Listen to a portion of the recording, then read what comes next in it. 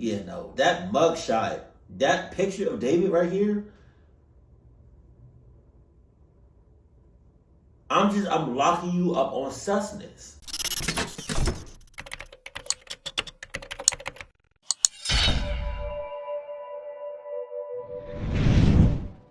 Sup?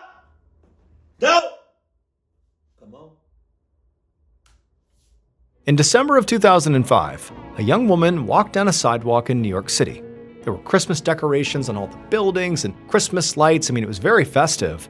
But as she walked along, she glanced over at a newspaper stand, and she saw something on the front page of that paper that literally made her stop in her tracks, and not because it was festive. It was awful. Right there on the front page was a picture of the one thing in her life that she'd hoped she would never, ever see again. But before we get into today's story, if you're a fan of the strange, dark, and mysterious delivered in story format, then you've come to the right place, because that's all we do, and we upload 2, 3, even 4 times a week.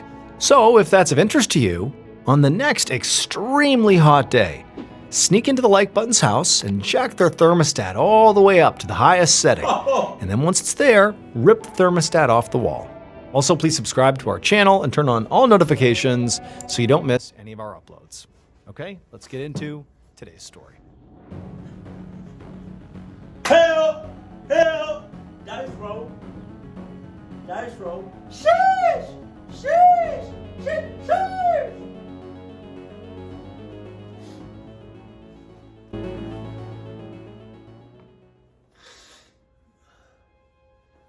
Early on the evening of Sunday, November 27th, 2005, a 21-year-old woman named Catherine Woods leaned towards the mirror to put on her eyeliner inside the bathroom of her small apartment in New York City. Catherine's phone was sitting on the bathroom counter, and she heard it buzz, but she didn't even look to see who was calling. She didn't have time to talk to anyone, because she had to finish getting ready for her 7 o'clock shift at work. So Catherine had moved to New York City from Ohio 3 years earlier to pursue her dream of becoming a dancer on Broadway. But everything here was so expensive that in addition to chasing her dream, she also had to work 3 different jobs just to make ends meet. Damn! Now, 2 of those jobs were pretty standard. She worked as a waitress and also taught children's dance classes. But tonight, she was getting ready to go to her 3rd job. And this job was not really standard at all. In fact, to her, she was sort of embarrassed about it. And because of that, she was keeping it a secret from almost everybody in her life. Her 3rd job was working as a topless dancer at a strip club near Times Square called Flash Dancers. Topless dancer.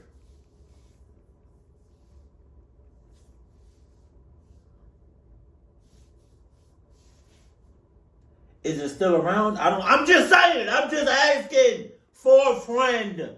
I'm just asking. It's not for me.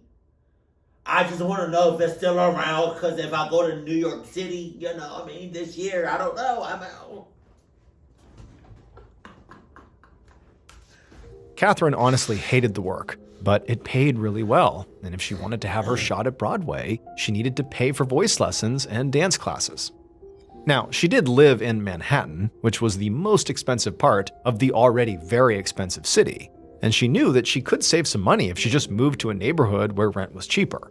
But when she had first moved to New York, she had lived in a less expensive neighborhood for that reason.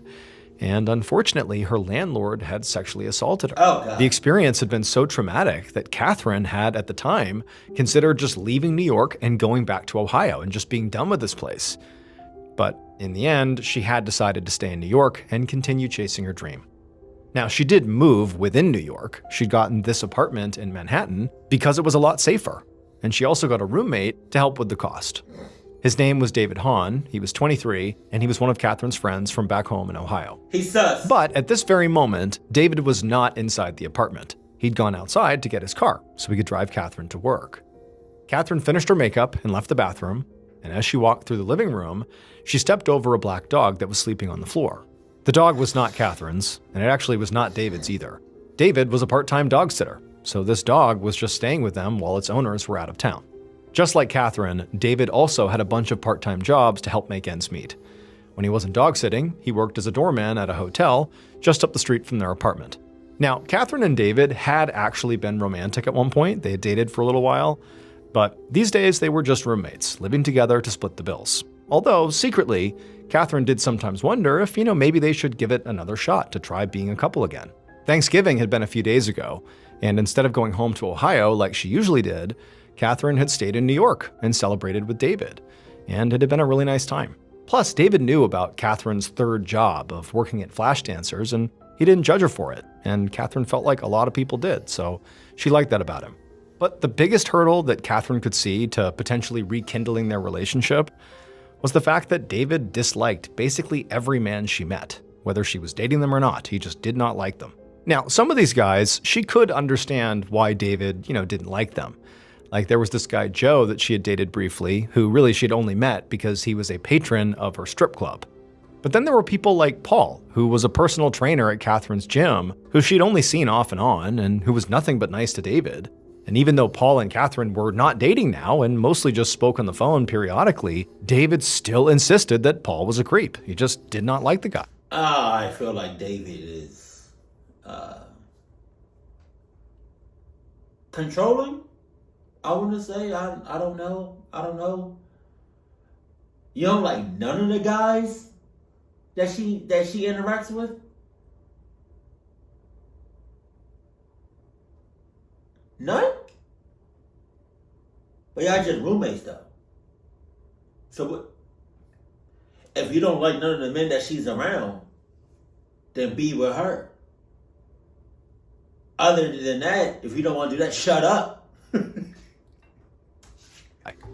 But for now, Catherine figured, you know what, I'm not going to figure out my entire romantic life. I just need to finish getting ready and go downstairs so she wouldn't keep David waiting. So Catherine went into her bedroom and began getting dressed. And that's when she heard that dog start barking at something in the living room. And so, curious, Catherine walked in that direction to see what was going on. My ass. I'm not walking in that direction. Hell no. A little while later, Catherine's roommate, David, walked quickly along the sidewalk to get his car, which was parked a ways up the street. He was out of breath by the time he reached it. He knew he had to hurry, so he jumped in and he drove back to the apartment building and he called Catherine as he pulled up out front. When she didn't answer, he threw on his hazards and he climbed back out to go into the building to go get her. And he had just made it up the flight of stairs that led to his second floor apartment and he was going down the hallway when he saw something that made him come to an abrupt stop. It was that black dog that he was dog sitting. Somehow, it had gotten out of the apartment and was just standing there in the shared hallway outside of his apartment door. David blinked and then realized that his neighbor, a man he rarely interacted with named Brad Stewart, was standing right behind the dog. And Brad was holding a leash that was clearly clipped onto the dog's collar. For a second, Brad looked surprised, and David was just completely confused about why this guy had the dog that he was dog sitting on a leash. But then Brad told David that he had found the dog wandering around, recognized it as David's, and brought it back to his apartment. Brad said he had just knocked on David's apartment door, but so far nobody had answered. So at this point, David understood, why Brad has the dog, but he didn't know why the dog was out of the apartment in the first place. But he kept that to himself and just thanked Brad, took the leash, and then stepped over to the door of his apartment, number 2D. The apartment door was shut, but when he turned the handle, he found that it was unlocked. David couldn't remember if he had left it unlocked or not, so he just opened it, and he called out Catherine's name. But there was no answer, which was weird, so he stepped inside. Now, he didn't see Catherine, but he did see the door to her bedroom was slightly cracked open, so he walked over to it, and he called out to her again. And then when she didn't call back, he tried pushing her door open. But the door didn't really open. It instead swung maybe a few inches and then stopped. And David felt resistance on the other side, like something maybe on the ground was holding the door from opening all the way. And so now, with all these strange things happening, David's starting to feel pretty worried. And so the surge of adrenaline came over him, and he just shoved the door open, and he stuck his head in, and he looked inside. And when he saw what was in there, he immediately pulled back, turned around, ran into the hallway, and he called the police. Was it her on the other side of the door? A half an hour later, around 7:30 p.m., an NYPD detective named Stephen Getz walked up a flight of stairs at an apartment building in Manhattan. This part of the city was known to be extremely safe. Homicides never really happened here. But if the 911 caller had been telling the truth, Getz knew that a potential grisly murder scene was in fact waiting for him in apartment 2D. When he reached the second floor landing, he saw there were already a few other NYPD officers on the scene. and one of them was speaking to this young, skinny guy standing in the hallway who looked really upset, and he was holding a leash that was connected to a black dog. Another officer walked over to Getz and filled him in. He said the man that was being spoken to was the victim's roommate, David Hahn, and he was the one who had found the body and called 911. The victim, Catherine Woods, was inside the apartment in the back bedroom. Jeez. Getz nodded and then walked down the hallway, past David and the dog, toward the apartment door. His plan was to look at the scene himself before he began questioning anyone. Getz put on some disposable rubber gloves and checked out the door frame to the actual apartment, and then he also looked at the door itself. But he didn't see any damage that could signify forced entry. So he stepped into the apartment, and he saw that the small living room was a little bit messy. But it wasn't like it had been ransacked or something. The futon was pulled out, and there were some men's clothes strewn around, but it sort of looked like a typical place that people lived. And so Getz walked through the living room, being careful not to disturb anything, and he went towards what he assumed was the bedroom, where the body was.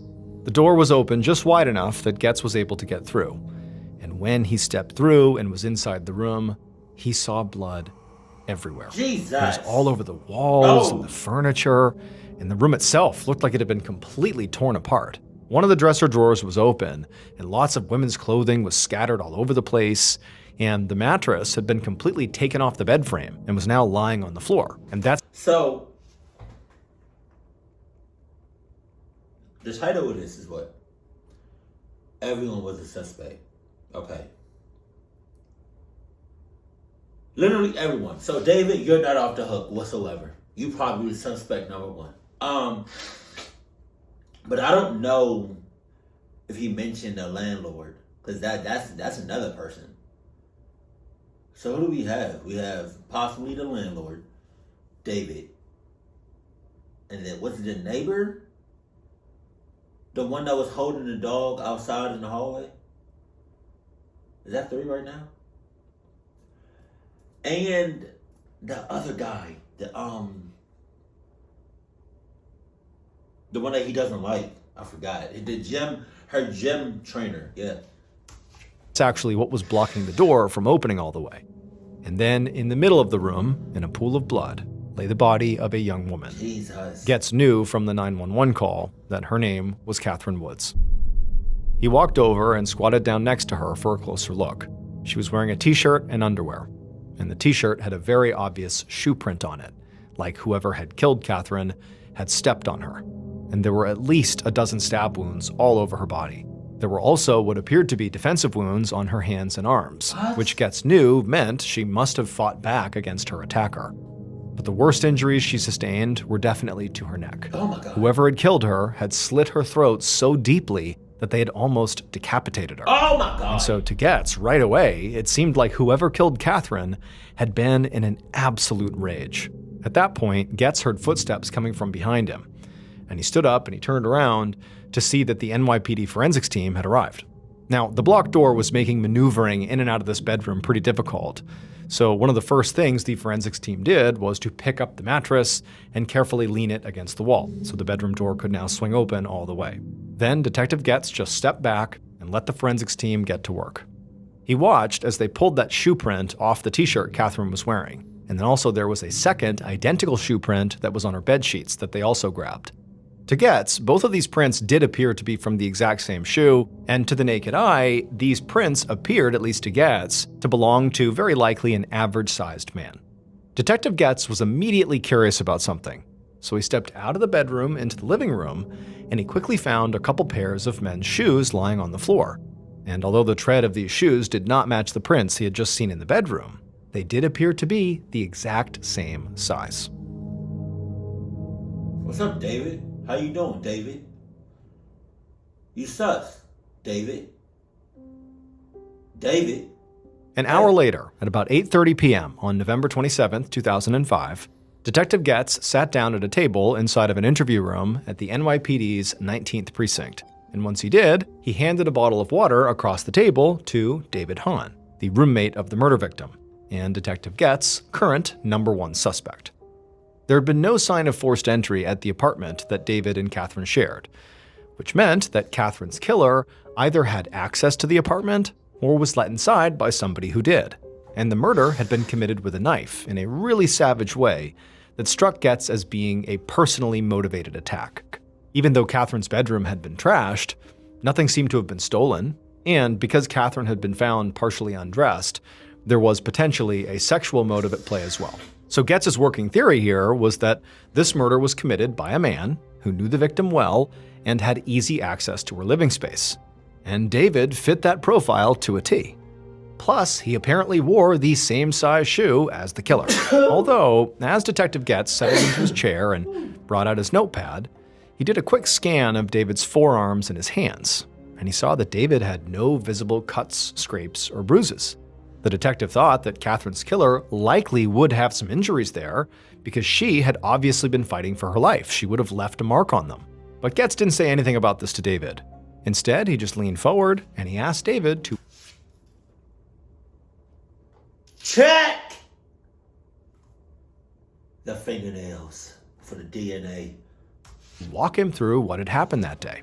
David's hands were shaking a bit, but he took a deep breath to calm himself, and he said that he had been at the apartment with Catherine that night until about 6:40 p.m. That was when he had left to go get his car so he could come back and drive Catherine to her 7 o'clock shift at Flash Dancers. But he said retrieving his car had taken longer than he expected, because on the way, he had run into some of his coworkers from his doorman job, and he had stopped to chat with them. He said after he had done that and he had gotten his car and he went back to the apartment, he had expected Catherine to be waiting outside by the curb. But when he got there, there was no sign of her, and she didn't answer when he called her. So David said he'd ultimately gone inside and ran upstairs to the apartment, and in the hallway he had found his neighbor, Brad, who was oddly holding the leash of the black dog that David was supposed to be looking after. And then David said he went into his apartment, and that's when he found Catherine's body.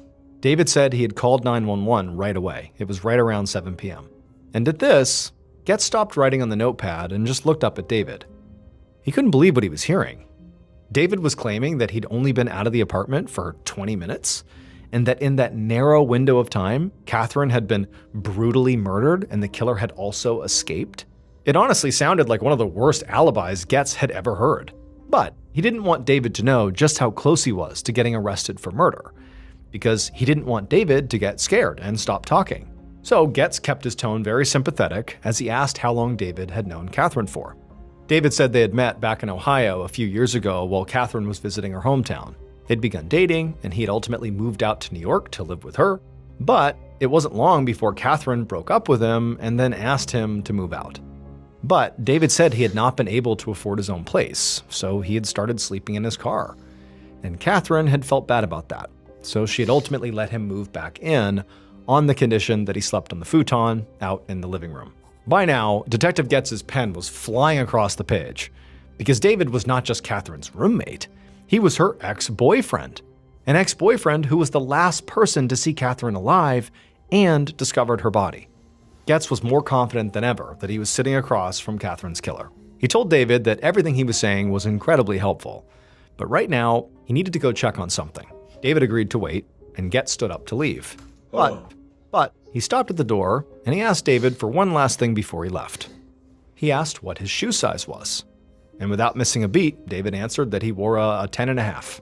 Getz jotted this down, and then he left. What he hadn't told David was the reason he was stepping out of the room was to go get some information from the NYPD's forensics team and the uniformed officers who were currently questioning David's neighbors. And once Getz had that information, he was going to use it to try to catch David in a lie. He looked crazy.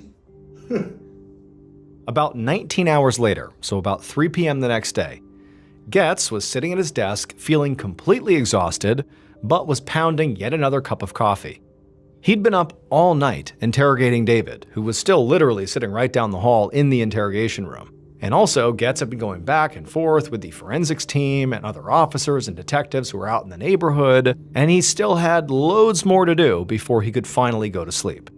Right now, Getz was going over a new batch of reports from the uniformed officers who had gone door to door in Catherine and David's apartment building, asking the neighbors if they'd seen or heard anything unusual.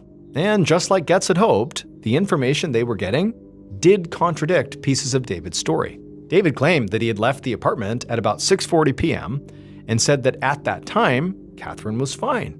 But two neighbors said they heard screams coming from the apartment before 6:40 p.m. Oh, God. The man in the unit directly above David and Catherine said he had heard 3 screams at 6:28 p.m.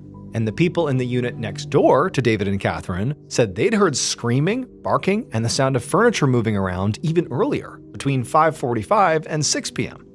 Now, none of these neighbors had done anything about these noises because the noises had stopped pretty quickly. And then there was Brad Stewart, the neighbor who had said he had found the black dog. Brad told police that when he ran into David in the hallway, it was sometime between 6 and 6:30. But David had said that he went back up to the apartment and found Catherine's body at about 7 p.m., a full half hour later. Now, Getz knew witnesses were often bad with time, and in a dense New York City apartment building, there were lots of noises coming from lots of units, but still, it looked to him like David's alibi had serious problems. And so the detective sat back and had some more coffee, and then his phone rang. He picked it up, and it was the forensics team with an update about those shoe prints that were on Catherine's shirt and the bedsheets. And the prints were indeed left behind by a roughly average-sized man. They were a men's size 10.5. Oh, God. And this was the exact size Getz knew David wore. Even if David didn't do it, I'm still giving him 10 years to life. Like, David, you sus. The landlord sus. The neighbor sus. Like, everybody sus. Getz thanked them, hung up the phone, and then rushed back to the interrogation room to have yet another chat with David Hahn. This time, though, Getz did not offer David a water. He just sat down and he confronted him with all these new facts. He told David that the killer's shoe prints were exactly his shoe size, that his neighbors had heard screams before David had supposedly left the building, and that Brad said he'd seen David in the hallway at least a half an hour earlier than David had claimed he was there. Getz leaned in and told David that there were also security cameras in the apartment building, and his officers were already in the process of getting access to that footage. So if David had anything to say, he better say it now. Getz watched as David's expression went from exhausted to clearly afraid. It seemed like this might be the first time that David realized the police truly did not believe his story.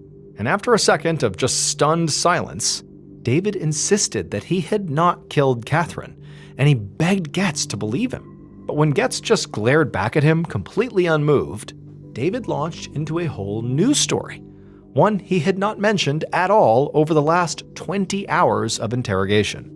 David said Catherine knew this guy named Paul Cortez. She had dated him, but David had always thought he was kind of a creep. And David said Catherine had told him that Paul was obsessed with her. So David said the police really ought to go investigate Paul, not him.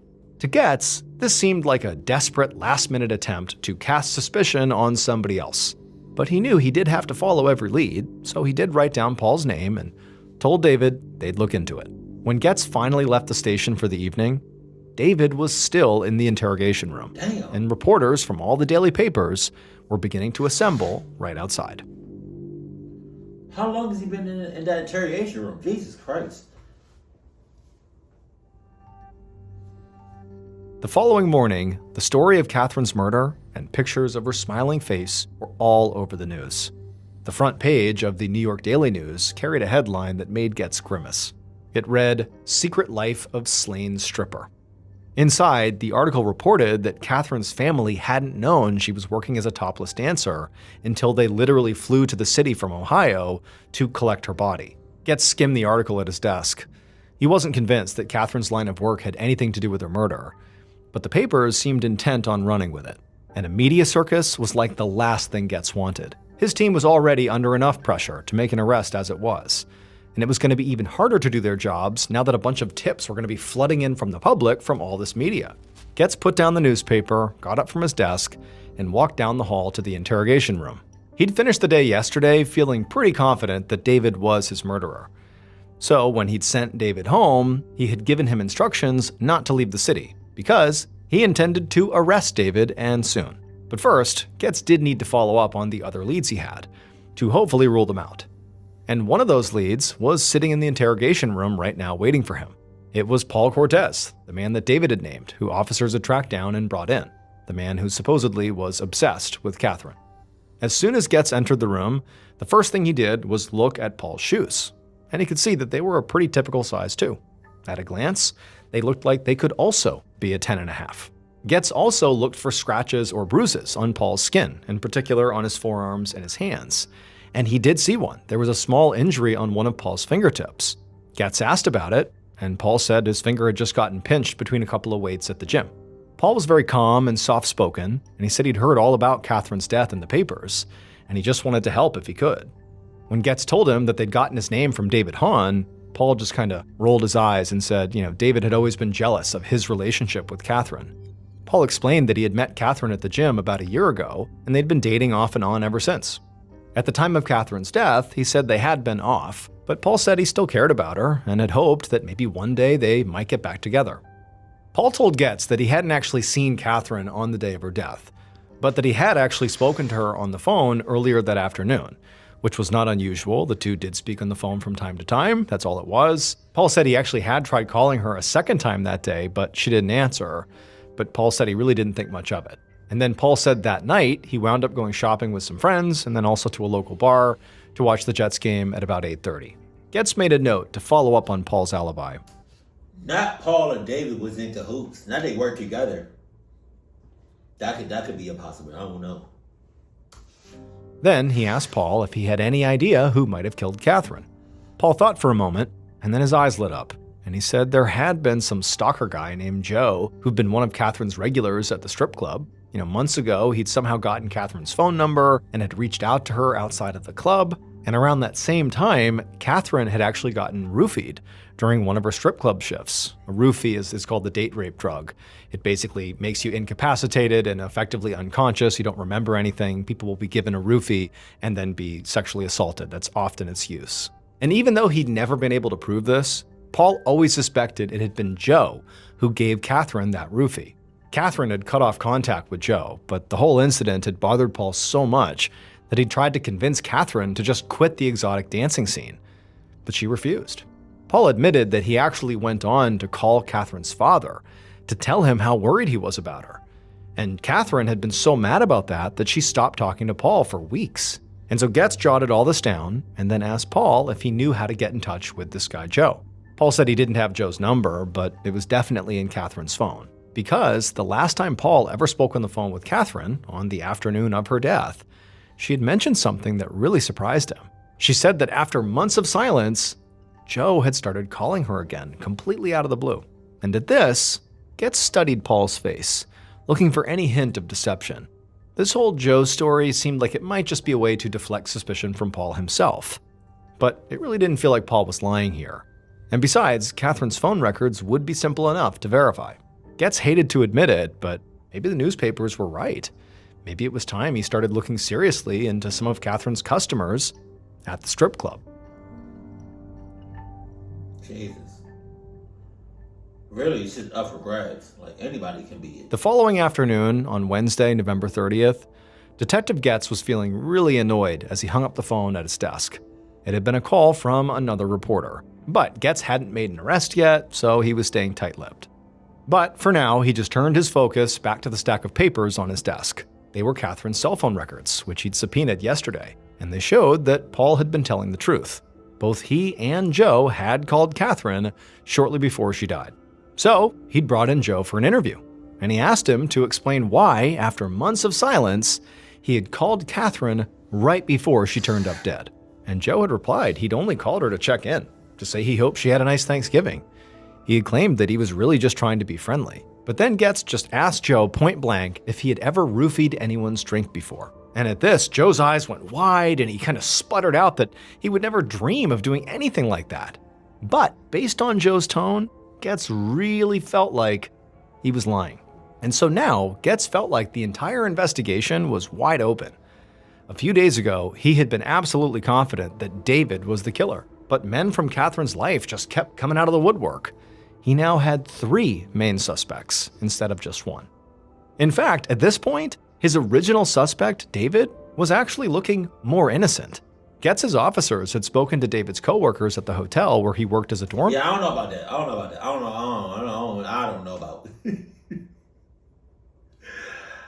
I don't know about David. I'm sorry. I didn't warn you that I had to fart, but come on. I paused. I was completely silent. And I lifted up a cheek to get that airway in there, you know. So all of that, even though I didn't say it, it was, you could tell I was about to fart, you know? Yeah.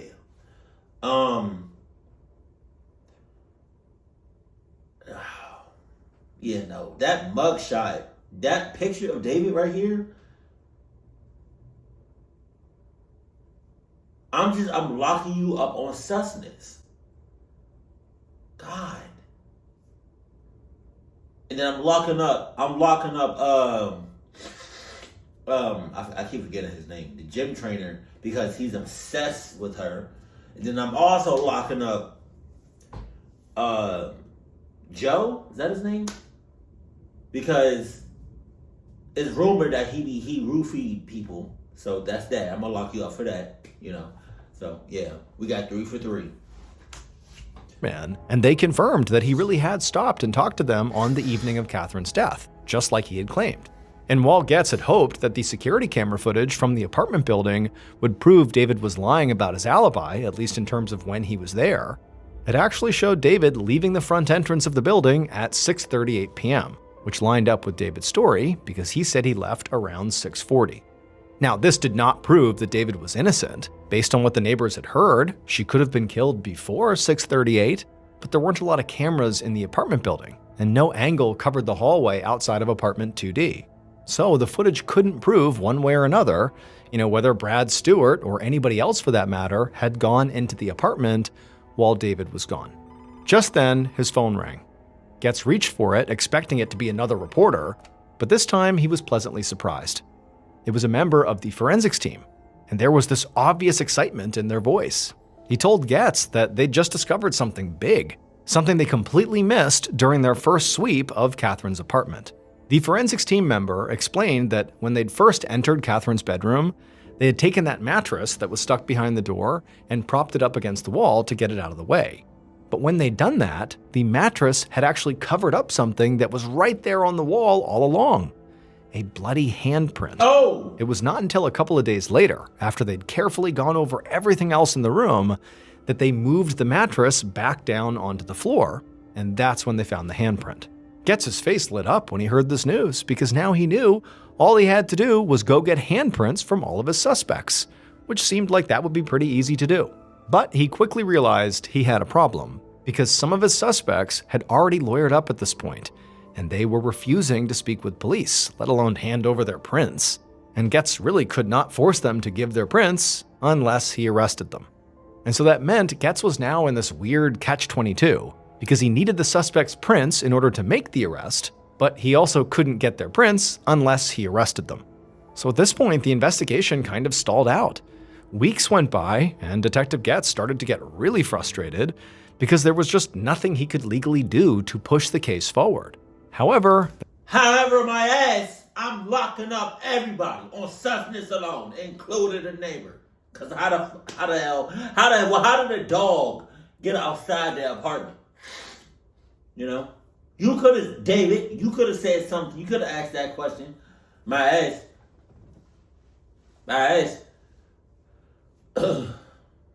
So, if I was the investigator or, the officer or whatever, I'm locking up David. I'm locking up the gym trainer. I'm locking up Joe. I'm locking up the neighbor, the one that had the dog in the hallway. 4 for 4. 4 for 4. I got 4 for Wendy's. 4 for 4. the case was still receiving a ton of coverage in the press, and to a lot of people, it looked like the NYPD was just sort of dropping the ball here. But then on December 16th, so 3 weeks after Catherine's murder, the news coverage that had annoyed Getz so much actually ended up giving him exactly what he needed. That day, a woman called the NYPD because of something she had seen on the front page of one of the newspapers in New York. And what this woman said led Getz directly to Catherine's killer. So what's up? Based on forensic evidence and numerous interviews, this is what police believe happened to Catherine Woods on the evening of November 27th, 2005. It better not be nobody new. And somebody he already mentioned. Shortly after 6:40 p.m., the killer climbed the stairs inside of Catherine's apartment building. They knew that at that very moment, she'd be getting ready for another shift at Flash Dancers. And the fact that she even worked there secretly really bothered the killer way more than they would ever let on. The idea of Catherine dancing and giving her attention to other men made the killer so jealous they couldn't even stand it. Now, the killer had tried to talk with Catherine and win her over, but she had rejected him. So the time for talking was over. It's literally one of the three men. It has to be. It has to be. It has to be. It has to be. I'm damn if it was somebody else. I'd be damn. I'm mad. I'm mad now. Hold on now. Because it's like, hold on now. Like, David said he's not judging her, right? But also, he didn't like the fact that she would have to flirt. I'm sorry. He didn't like the fact that she was around other men. Okay, boom. But then you got the trainer that they was going on and off. They had on and off relationship. Or, I keep saying trainer, like the guy that she met at the gym. But he's obsessed with her. What are they gonna do to me, Sarge? What are they gonna do? Ah! I know I'm right. I just don't know. I don't know who it is, though. And so the killer quietly walked up to the door of apartment 2D and reached down and turned the handle, which was unlocked. Why was it unlocked? As they slipped silently into the apartment, the killer brought out the knife that they had hidden inside of their sweatshirt. Why was it unlocked? But then something they had not anticipated happened. There was this dog lying on the apartment floor that got up and began to bark at them. For a moment, the killer thought about just abandoning the plan and leaving. But then Catherine, alerted by the dog, came out of the bedroom and looked right at the killer and saw the knife in their hand. The neighbor. Catherine screamed and ran right back into her bedroom, the very bedroom that she had made explicitly off limits to the killer. And just thinking about that, the surge of anger suddenly overtook them. Oh, off limits. He's saying, David. But then it's like, the title of this is like everyone was a suspect. No, you're a suspect. Don't mean no. I mean you can be a suspect. Don't mean you did it. So David or the neighbor? Because why was the door already unlocked? See what I'm saying? Or the landlord? And the killer charged into the room after her. Catherine was already on the other side of the bed, lifting up the mattress as a sort of barricade. But the killer just forced their way past it and they grabbed Catherine from behind. But Catherine, she fought back. She began thrashing around, doing everything she could to break free. But she couldn't. And so they struggled and began smashing into the furniture and knocking things down all over the room. And it was around this point that the killer lifted up that knife they had brought and they slit her neck as deep as they could. Damn. But even then, even with this fatal wound, Catherine kept on fighting. And she was so vicious that the killer actually had to brace themselves against a wall just to keep their balance. And in the chaos, the killer didn't realize, as they're fighting off Catherine, that they had placed a bloody hand on the wall, leaving a print behind. Finally, when Catherine fell to the floor, the killer was still blinded with their rage, and they just got down there and began stabbing her over and over again. And then finally, when Catherine stopped moving, the killer just jumped up and ran out of the apartment. But when they got into the hallway, they realized that black dog that had barked at them had gotten out. Now, the killer wanted the dog back in the apartment, but the dog was clearly on edge. They were still barking at the killer. And so instead, the killer just shut the apartment door, trapping the dog in the hallway. And then the killer fled the apartment building out the back door, where there was no security camera. And for weeks, the killer was not caught, until their violent past came back to bite them. Several weeks after Catherine's murder, a young woman who didn't know Catherine was walking down the streets of New York when she noticed a newspaper. And on the cover of this newspaper was plastered the face of the killer, who was currently a suspect in a murder case. And this woman was horrified because she knew this person. They, the killer, had sexually assaulted her about a year earlier, but she had never filed a police report. But after seeing that this horrible person was being actively accused of murder, she called the NYPD and she told them what she knew. And the NYPD's Special Victims Unit used this woman's accusation as the basis to arrest the killer. And finally, once they were under arrest, Getz was able to get their handprint. Right. And those prints did in fact match the bloody handprint found on Catherine's wall. The landlord. They belonged to Catherine's on-again, off-again boyfriend, Paul Cortez. Why did I say that? David's suspicions of Paul had been right all along. Paul was a creep who had assaulted at least one other woman before he killed Catherine. Data collected from nearby cell towers would prove that Paul was near Catherine's apartment building immediately before her murder, and he had been calling her over and over again. When she ignored his calls, Paul waited until he saw David leave the apartment to go get his car, and then he hustled upstairs to the apartment, knowing Catherine would be alone. Even though David was only gone for 20 minutes, that was still long enough for Paul to get inside the apartment, murder Catherine, and slip away unnoticed. Jesus. Paul was arrested about a month after Catherine's murder on Wednesday, December 23, 2005. He was found guilty of second-degree murder and sentenced to 25 years to life. So he's still alive. Oh, God. Damn. Thank you so much for watching. Let me know what you thought of today's episode in the comments. And remember, we have a whole playlist of true crime episodes ready for you to binge right now. So click here and give them a watch. All right, until next time, see ya. Okay, I'm not gonna lie to you. David, you not liking every man that she has an interaction with or relationship with, whether it's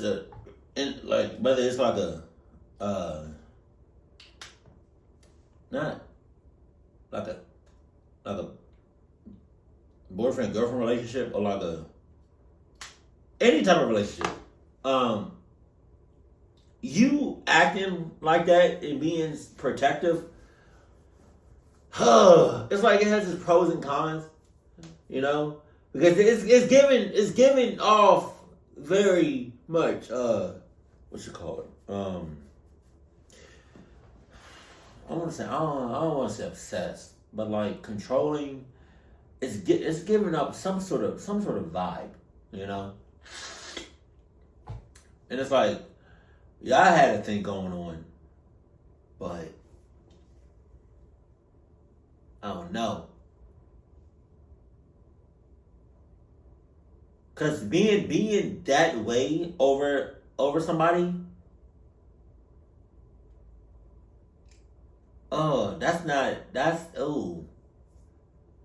you always gonna be the suspect, no matter what. You know, just like in this story. But also, but see, it's kind of a good thing though, because like you're also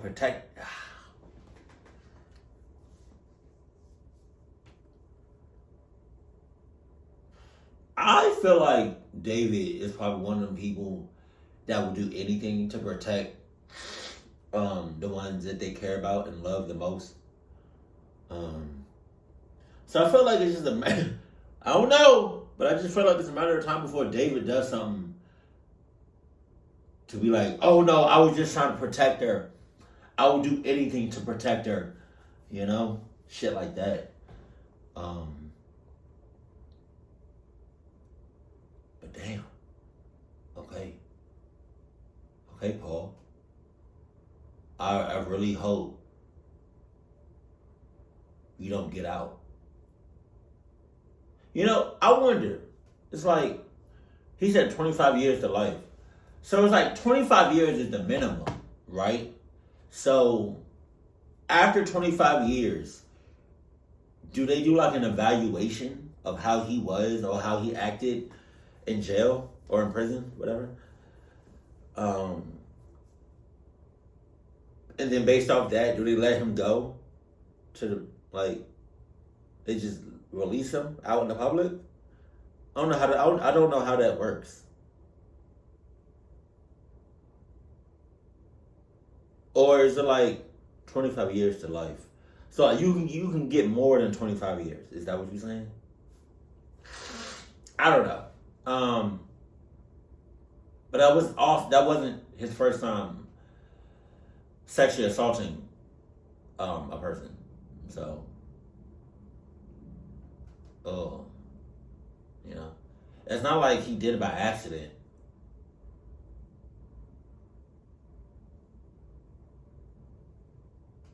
But she's also dead.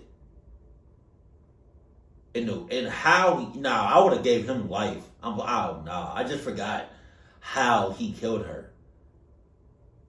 You know, I'm giving you life, Paul. Yeah, you got all of that. Well, at least they have a gym in prison, so there's that. But yeah, I'm giving you life, club, everything. Keep it cool, keep it classy, and I love you. Stay happy, my family.